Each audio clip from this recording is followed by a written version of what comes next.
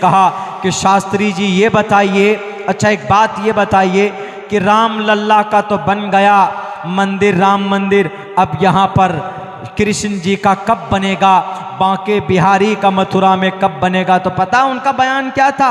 उनका बयान ये था कि हम, सुनो, सुभाष चंद्र बोस ने कहा था कि तुम हमें खून दो, हम तुमको देश की आज़ादी देंगे।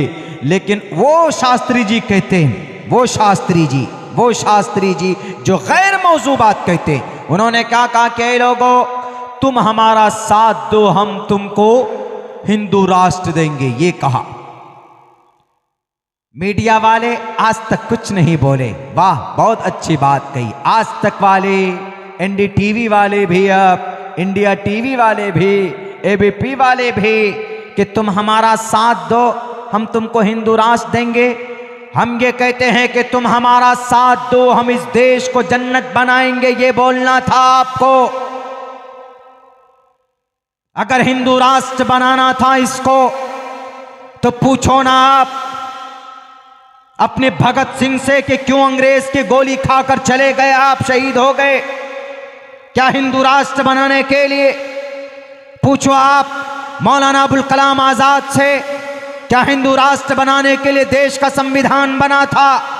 शास्त्री जी, आपके बातों से वैद के श्लोक अच्छे लगते हैं। आप जब वैद पढ़ते हैं, आप जब मनुस्मृति पढ़ते हैं, रामायण पढ़ के लोगों को समझाएंगे, वो अच्छा लगेगा। ये देश को बांटने की, देश को तोड़ने की बात मत करो और अंधविश्वासी वाली बात मत करो। अगर है आप में दम, बताओ मेरे फ्यूचर में क्या लिखा है। मैं आपसे सवाल करता हूं और मैं कहता हूं आपको दो टोक लफ्जों में, you are not able to give me my question answer. आप मेरे सवाल का जवाब नहीं दे सकते। क्यों? आपका श्रीमद् भगवत गीता साफ लफ्जों में कहता है कि ईश्वर की बहुत सारी बातें वो है जो गैब की बातें ईश्वर ही जानता है, कोई किसी को नहीं बता सकता है। न संद्रूषी तिश्रुति रूपमस्या न चक्षुषा न पश्यते कश्चनैनम। ईश्वर किसी की दिमाग में, किसी की आंख में, उनकी बताए बगैर, उनके शास्त्र के बगैर कोई इंसान किसी को नहीं बता सकता है कि मुस्तकबिल में क्या होने वाला, आगे क्या होने वाला। साफ साफ लफ्जों में मना किया गया है। शास्त्री साहब पढ़िए आप अपने ग्रंथ को, उसके बाद आप अपने मंच पे बैठिएगा और लोगों को बेवकूफ़ बनाइएगा और हिंदू राष्ट्र या मुस्लिम राष्ट्र की बात कीजिएगा। बेहतर होगा कि इस देश को अमन और शांति के साथ रहने दो, लड़ने लड़ाने की बात मत करो और अपने ग्रंथ को पढ़कर लोगों को समझाओ। क्या लोगों, बेटी की इज्जत की बात करनी है, पढ़ो मंत्र के अंदर, जिसके अंदर कहा गया यत्र नार्यस्तु पूजन्ते रमन्ते तत्र देवता तत्र तास्तु न पूजन्ते न रमन्ते न तत्र देवता। आप तो शास्त्री जी हैं, ये मंत्र पढ़कर बताओ ना समाज की बेटियों को, ताकि श्रद्धा जैसा कोई मामला सामने ना आए। अगर यकीनन आप अपने शास्त्र के ज्ञानी हैं तो आप लोगों को पढ़कर बताइए।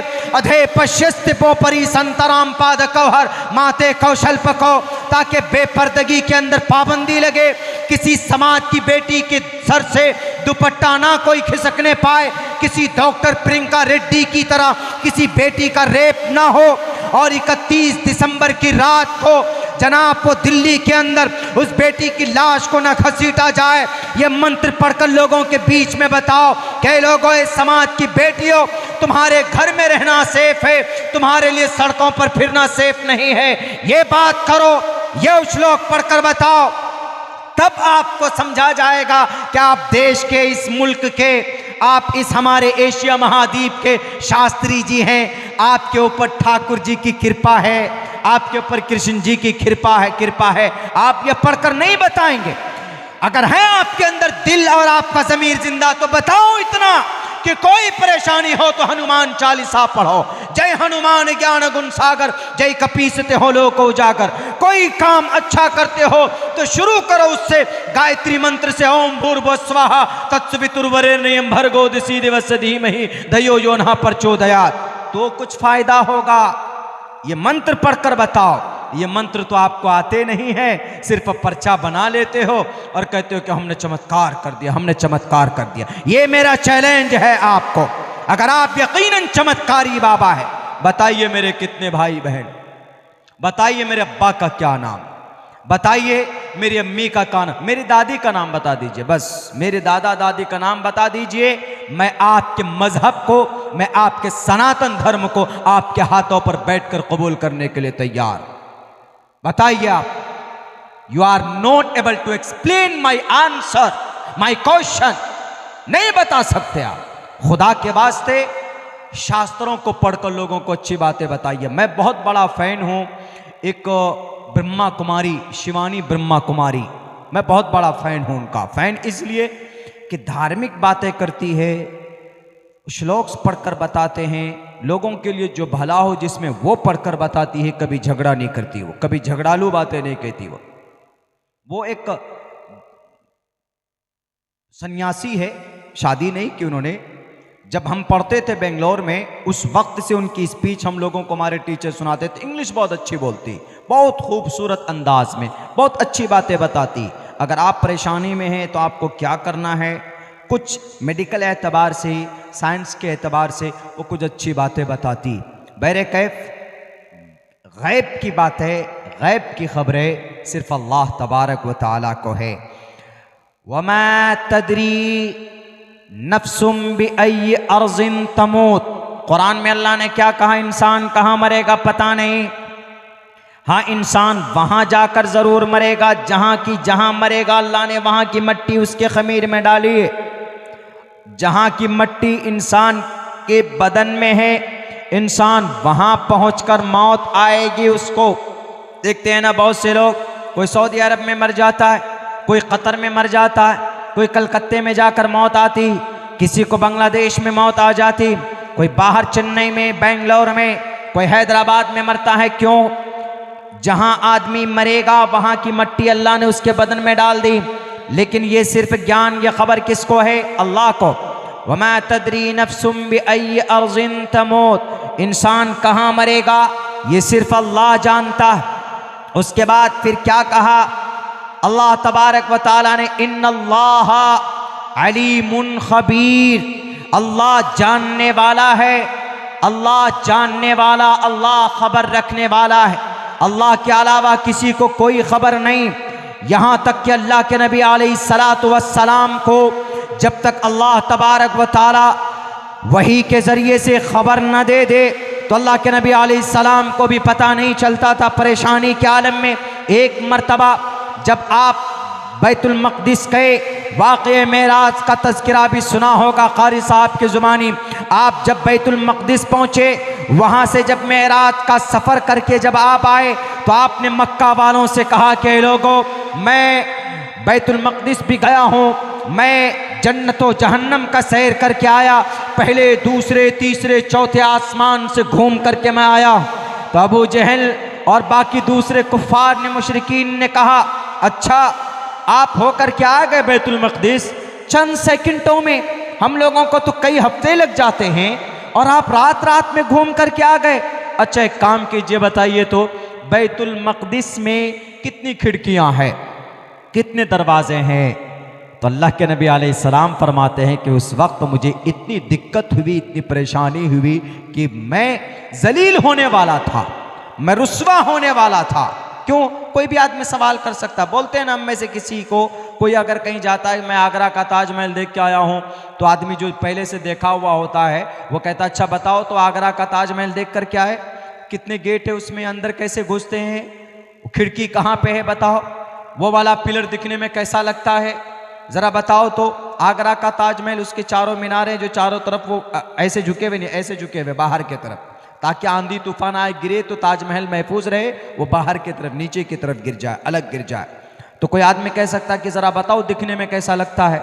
जो जाएगा वही बता सकता है कि ताजमहल दिखने में कैसा लगता है, कौन सा गेट कैसे है, कौन सी खिड़कियाँ कहाँ है, कौन से दरवाजे कितने लंबे चौड़े हैं, वो अनजान आदमी नहीं बता सकता। अब लेकिन कोई जाता है तो उमूमन कभी कभी ऐसा होता कि गौर नहीं करता क्या है नहीं है। एक मर्तबा गया, सरसरी नज़र देखा, अरे ये ताजमहल है, वाह क्या खूबसूरत है देख करके, लेकिन ये फिक्र, ये ध्यान नहीं देता है कि दरवाजे कैसे बने हुए हैं, कितना चौड़ा है, खिड़की कैसी है, कोई नहीं करता। तो अल्लाह के नबी अलैहिस्सलाम ने जब सवाल किया, कुफ़ार मक्का ने, मुशरिकीन ने, अबू जहल ने और अबू लहब ने भी, अल्लाह अल्लाह के नबी आप घूम कर के आए ना, ज़रा बताइए तो बैतुल मक़दिस में मस्जिद अक़सा में दरवाज़े कितने, खिड़कियाँ कितनी। अल्लाह के नबी फरमाते हैं कि मुझे इतनी तकलीफ़, मुझे इतनी परेशानी हुई कि मैं रुस्वा और ज़लील होने वाला था, उससे पहले इतनी तकलीफ़ कभी नहीं हुई। तो अल्लाह के नबी अलैहिस्सलाम ने कहा कि अल्लाह तबारक व तआला ने मेरे पर्दे खोल दिए मेरे सामने से, मस्जिद अक़सा को मेरे सामने हाजिर कर दिया, बिल्कुल सारे पर्दे बंद, सारे पर्दे खोल दिए गए जो बंद थे। मैंने देख करके बताया इतनी खिड़कियां हैं, इतने दरवाजे हैं, ये देखिए गैब है, नजरों से ओझल है, लेकिन अल्लाह के नबी अलैहिस्सलाम को अल्लाह के जरिए से बहस बतौर वही के जरिए से सामने लाकर खड़ा कर दिया गया। वो एक मौजज़ा था, वो एक करिश्मा था रब का, वो एक मिरेकल था अल्लाह का, सामने लाकर रख दिया गया।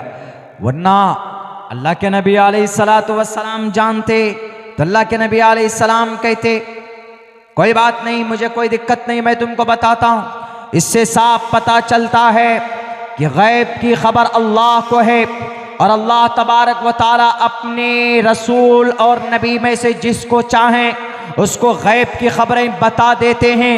अल्लाह के बताने के बाद किसी को खबर होती, लेकिन सिर्फ नबी और रसूल में से, हम और आप में से किसी को नहीं।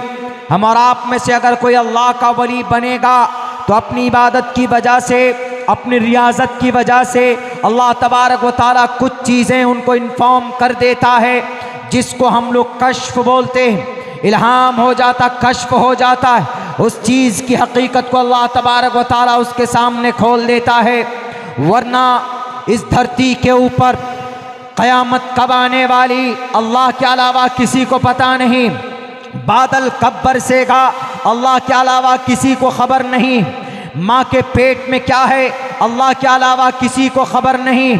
यानी उस बच्चे की तकदीर कैसी है, वो बच्चा नेक है, वो बच्चा बुरा है, कोई नहीं जानता।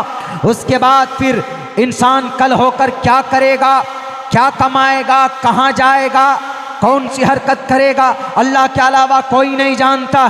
और इंसान मरेगा कहाँ पर, ये भी अल्लाह तबारक व तआला के अलावा कोई नहीं जानता। अगर वो कहते हैं कि मैं भविष्यवाणी, मैं चमत्कार करता हूँ, मुझे वाणी होता है, तो खुदा के वास्ते मैं दरख्वास्त करूँगा कि उनको पीएम की कुर्सी पर बैठाया जाए, ताकि आने वाले 100 साल की सारी गैब की बातें उनको पता चले कि इस देश में कब कोरोना आएगा। 1 साल पहले ही बता दे कि लोगों कोरोना आने वाला है, चाइना से टिकट बना चुका है। वो पिछले मर्तबा सफ़र हुआ था सन 2020 में मार्च में, अब दोबारा आने वाला है। टिकट कंफर्म हो गया उसका राजधानी से या फ्लाइट से, ताकि शास्त्री जी को पता चले। शास्त्री जी फ़ौरन ऑक्सीजन का भी इंतज़ाम कर लें और फ़ौरन जनाब वेंटिलेटर का भी इंतज़ाम कर लें, ताकि कोई कोविड से ना मरे। यही बेहतर होगा ना कि जो मुस्तकबिल की बातों की खबर रखता हो उसको कुर्सी गद्दी पर, कुर्सी इख्तिदार पर बैठना चाहिए। कौन सा बम किधर से आ रहा है, कम से कम शास्त्री जी को पता तो चलेगा कि चाइना कब हमला करने वाला है। उनको पता चलेगा, वो लोगों को बताएंगे कि लोगों इस मुल्क में चाइना फना तरफ से बम फेंकेगा, इसलिए वहाँ के लोगों को खाली कर दो। लेकिन नहीं जनाब, नहीं, ये लोगों को बेवकूफ़ बनाने की एक ट्रिक है। और पता है क्या लिखा है अपने बारे में उन्होंने? कल एक एप्लीकेशन लिखा है, दरख्वास्त ये लिखा है, पुलिस वाले भाई साहब, मेरी जान की रक्षा के लिए मैं ये पिटीशन दे रहा हूँ। क्यों जी? मेरी जान को अज्ञात लोगों से खतरा है। अज्ञात मतलब ऐसे आदमी जिनको नहीं जानते। फिर आप कैसे चमत्कारी बाबा है? आप तो खुद अपनी जान की रक्षा नहीं कर पा रहे। आप तो बोले थे जनाब कि नहीं हम जान की रक्षा करेंगे अपनी, ये हमको गैब की बातें पता चल जाती है, तो आपको मारने वाला कौन आपको वो भी पता चलना चाहिए ना। इसका मतलब झूठी बातें। बहरकैफ ये बात वो है जो कुरान की नज़र में भी कहीं से कहीं तक जायज़ नहीं है और शास्त्र के नज़र में भी इसकी कोई हकीकत और कोई अहमियत नहीं है। मैंने कुरान की आयत भी पढ़कर आपके सामने पेश की है और हमारे शास्त्री जी की शास्त्र पढ़कर भी मैंने बताया है, न संद्रूषी तिष्ठति रूपमस्या न चक्षुषा पश्यते कश्चनेरम, कि परमात्मा के अलावा कोई गैब की खबर को नहीं जानता। इसी को अल्लाह का कुरान कहता है, ला तुद्रिकुल अबसार वहुव युद्रिकुल अबसार वहुवल लतीफुल खबीर। गिरे बांध लीजिएगा शास्त्री साहब, अगर आपको मुस्तकबिल की सारी बातें अगर पता चल जाती है तो पहले आप अपने आपको जो मार रहा है, फोन कॉल कर रहा है, आपको उसी का पता नहीं है, पहले उसका पता लगा लो, तब दुनिया वालों को बेवकूफ बनाइयो। अजीब ढोंग है। हमारे सनातन धर्मी भाई, कहां आपकी अकल चली गई? एक दो ट्रिक क्या दिखाया आपको? जय हो उन्हीं को भगवान मानने लगते हैं। भगवान के करीब होना चाहते हो तो ईश्वर का, एक ईश्वर का नाम लेकर जप करो, ईश्वर के करीब हो जाओगे। के हेत्वो ब्रह्म गतिस्तांति सत्संगतिर्दान विचारतो शाह, करो जप, करीब हो जाओगे। अल्लाह के नबी अलैहिस्सलातु वस्सलाम अल्लाह के करीब हुए इबादत करके। सहाबाए किराम अल्लाह के हुक्म को मानकर सहाबाए किराम का खिताब मिला। हमारा कुरान कहता है साफ साफ लफ्जों में,